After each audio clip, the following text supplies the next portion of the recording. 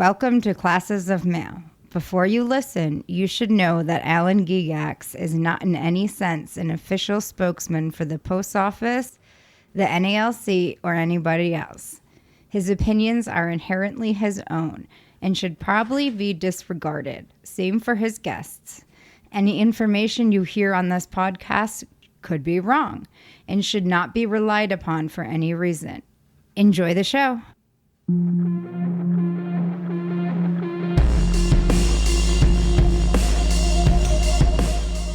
Hey everybody, welcome to another episode of Classes of Mail. I have been told by my co-host Michael that this may be a shorter episode. I'm hoping so because this is the fourth episode we're recording in this session. He's getting tired. Yeah, I'm getting tired. Yeah, Michael, man, he's a dynamo. He never gets tired. The reason I'm doing it is so I don't have to come back here for a couple of weeks. Yeah, that's true because it's like a 45-minute drive to come here, sometimes more. Yeah, that's a really good point. Depends on if there's any accidents on the highway. Yeah, that's a great point. Yeah. On my other podcast, the Scafacciverse, the problem on that podcast is that his wife does not approve of him wasting his time on a podcast. And so we can only record on the days where he's home during the day and she's at work. Mm-hmm. And so we have like this 6-week cycle that's based on my days off at the post office. And so he's the same thing. Like, dude, we're not going to get to record for another 5 weeks. We got to cram in these episodes. Mm-hmm. And good times. Yeah. Well, it's just a long drive. It is. Yeah. I get it. And dude, for episodes like this, especially with the gas price getting high right now and I got a truck. Yeah, that's true. Go pretty fast. Yeah, so for episodes like this where you're going to carry the load, dude, go for it. So what's your topic? Well, my topic is the union.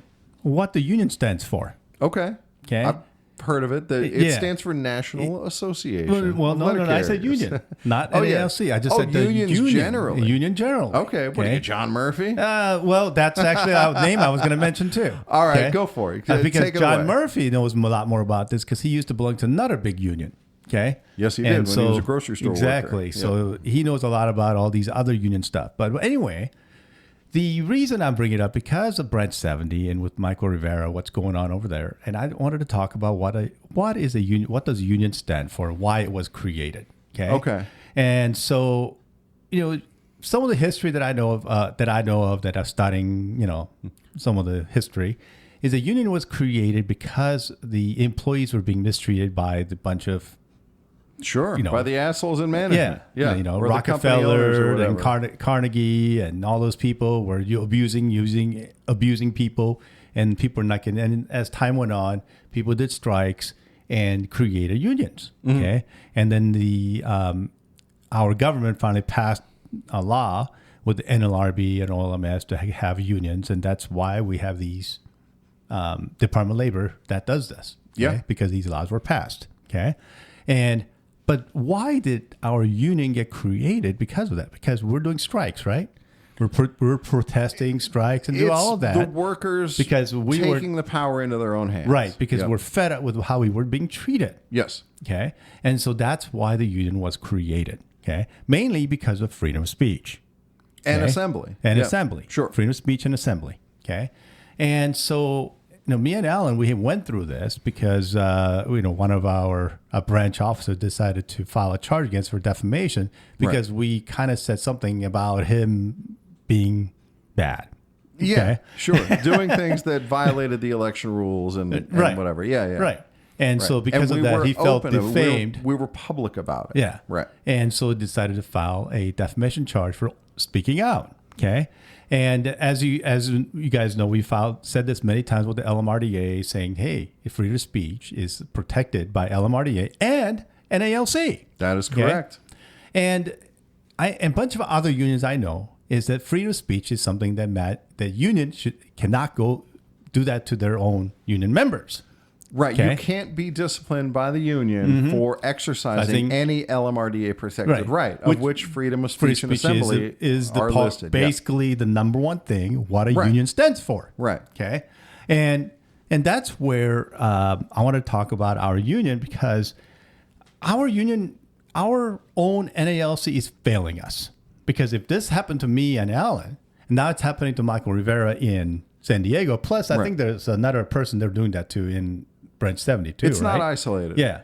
And so if that's happening to between the 2 branches, how many other branches are they doing to that we don't know about? Right. Yeah, where people are trying to speak up, trying to push for reform, and they're getting retaliated against. And I wonder how many of them have been removed from being in the union for 2, 3, 4 months at a time and so forth. It is get to the point where we need something in our national constitution. If anybody who does that to a member, there should be a penalty. I like the idea. Okay. This may be practically difficult to enforce. But again, that's something that can be enforced with appeals. And you know how the whole process is? That's the problem. That's the biggest problem because it takes so long. Right. Okay. And that's where our union, because of this whole process, there should be something on there where, especially being violated on freedom of speech, which is so easy to fix, they shouldn't take so many months to fix. Yeah. Okay. There should be something happening where that needs to be fixed immediately, especially that is breaking the law. Okay. Because that is freedom of speech. That's why the union exists. Okay. Now, if you're butthurt because somebody talks shit about you, actually, we all, even if we're not in the union, we can talk shit about the president. We can talk shit about all this without getting any repercussions. Well, there could be repercussions in like the other person's mad at you and they think you're a jerk. Right. That's a repercussion, but you don't get thrown in jail. No. Right. Well, unless come on. Yeah. But anyway, that is why the freedom of speech is part of our Constitution. Okay. Right. That's not just our national, our union constitution. It is in our Constitution of the United States. Right. Okay. And so for somebody to stop people from doing that is like, that's not union.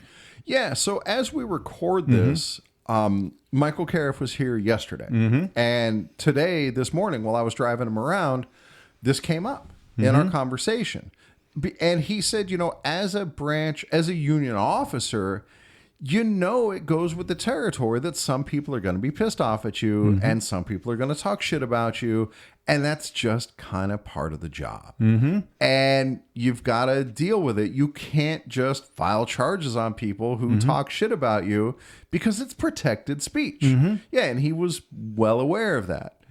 And yeah, I mean, what you're signing up for as a union officer.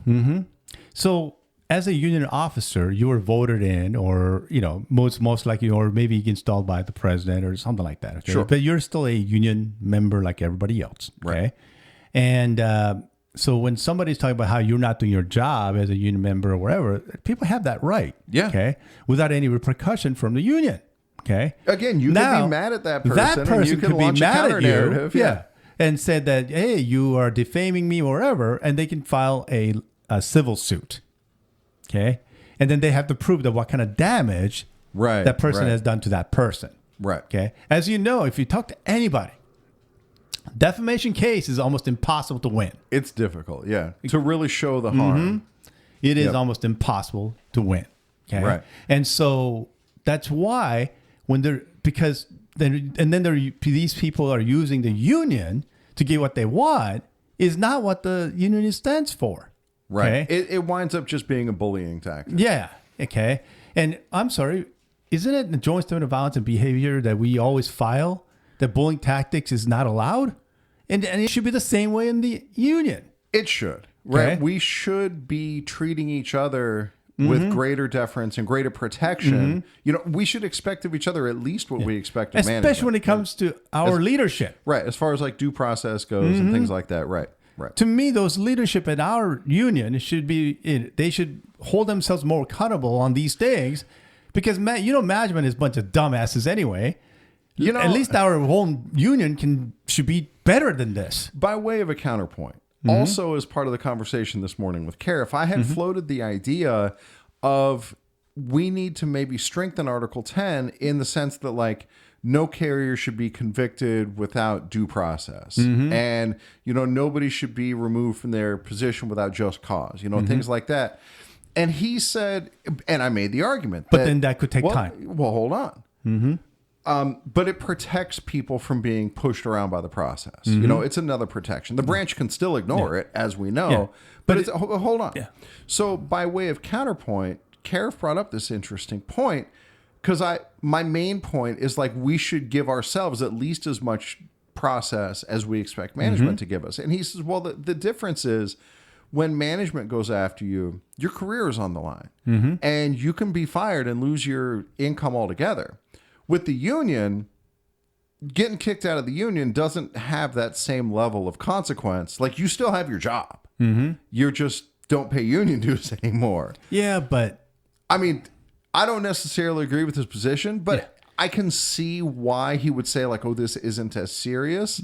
My position is we should do better. We should set the example of how to treat people with dignity and respect and fairness. So this is where, like I said, in the Constitution, maybe somebody can maybe put in something maybe to change it, saying, hey, well, if anything comes up to removal of a union paying member in the local branch, before that person is removed, has to be approved by the national. You know, Karif talked about that as well, that that there's an idea that the discipline has to be adjudicated before it can take effect. And I could see that with the appeals. Like if you're going to file an appeal, there's essentially a stay until the appeal is resolved. And that's reasonable because we've seen being on the ass end of the appeal where the people who are up to no good just get to continue up to no good until the appeal is settled, you know, months down the road. Right. Yeah, it's not unreasonable. Yeah. But again, you know, there is some things I think is broken in our union that needs fixed. But here's the thing. Without the union, we're not getting raises. Okay? Without the union, we're not getting some of the benefits that we get. I'm definitely glad to be in a union. Okay? No question about it. Yeah. So we do need the union. Okay? Now, something came up to me when I was at the physical therapy today. Okay. Okay. There was a lady that I saw, and she was talking, and she sounded like she was from the post office. So I asked her, I said, hey, are you in the post office? She's like, yeah.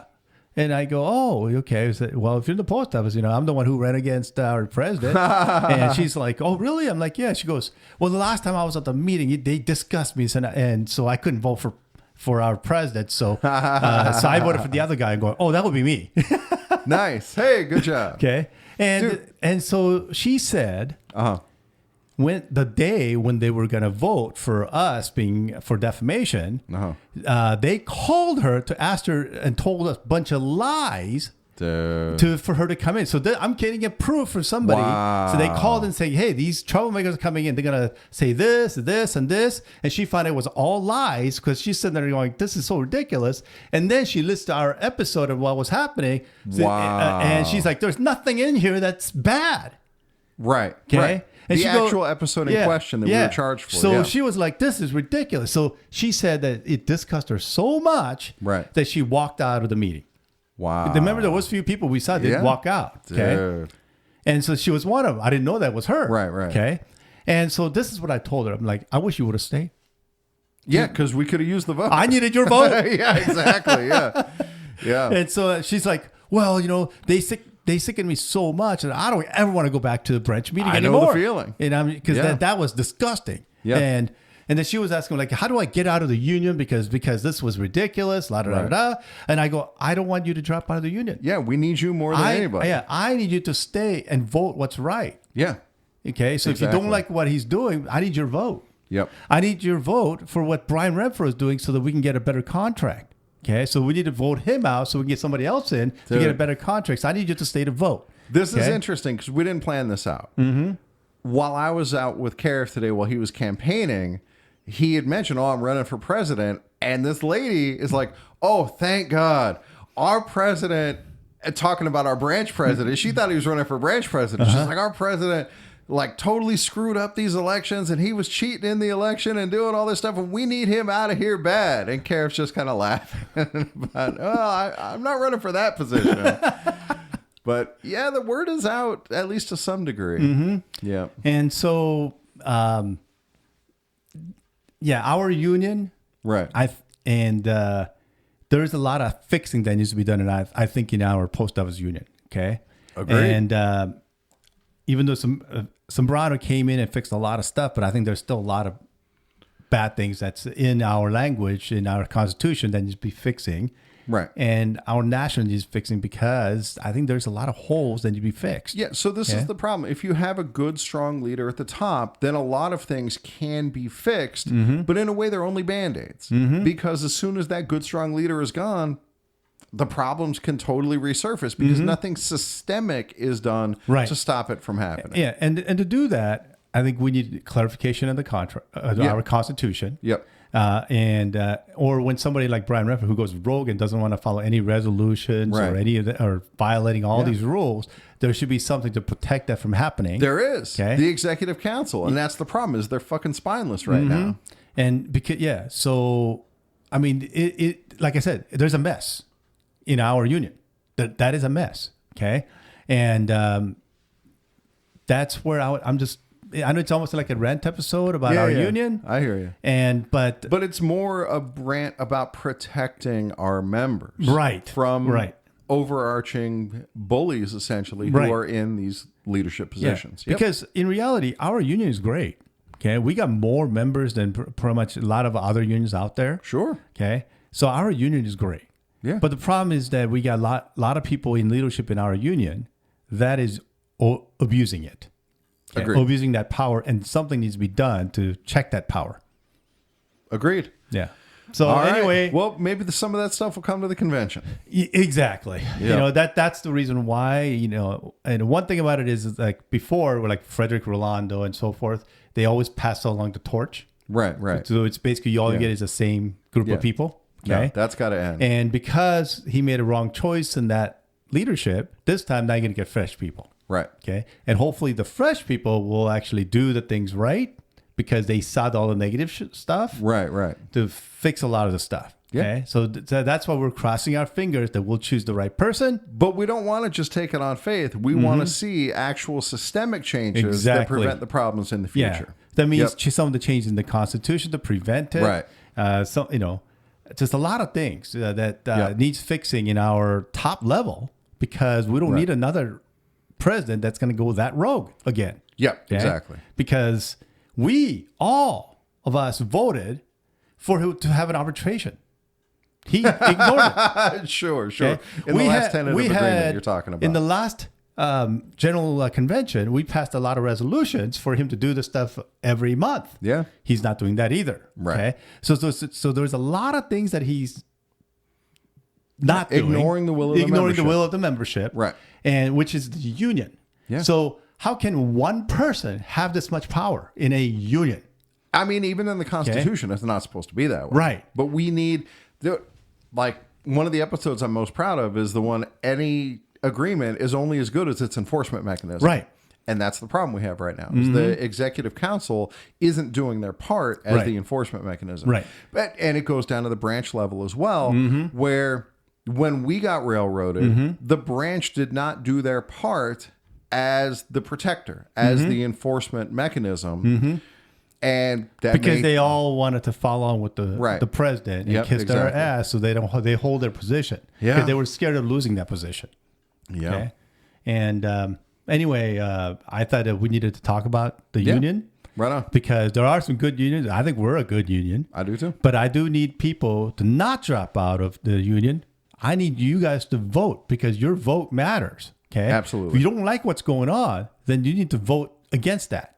Right. Okay? You don't you need to come to the union meeting. Yeah. Because when you do, so if you know that, like in New York, when your meeting is at 5:00, right. Okay. Find a way to get out early and start causing havoc. That would be nice. Okay, so, you want to pass something. Okay. Right.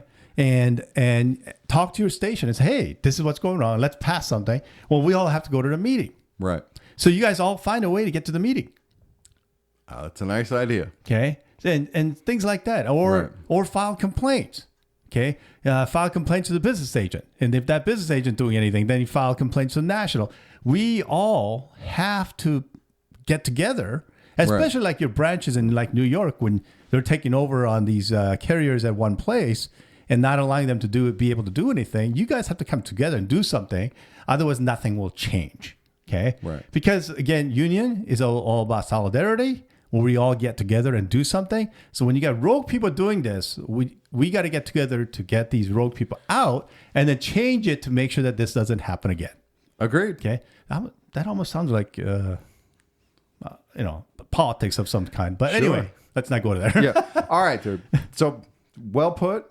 Thank you very much for enlightening us about this. I think you're on the money with a lot of this stuff. Yeah. Anybody else who wants some things to change in the NALC, in your branch, maybe gotta get involved. Get involved, or send us some letters. We'll read what your rant is about or what you're going on your branch or something. Again, send us to classesofmail@gmail.com. We'll see what your complaint is about, and then see if there's something that we can maybe talk about and to try to figure out for you. Yeah. I mean, at least support you any way we can. Talking about them helps, bringing it to light, addressing it. And dude, I mean, that gets right back to that freedom of speech. When you're talking about these problems, you're going to upset the people who are causing the problems. Right. And that's what we're running into. Right. So, all right. That's all we got. Thank you guys very much for listening, and we will catch you all next time.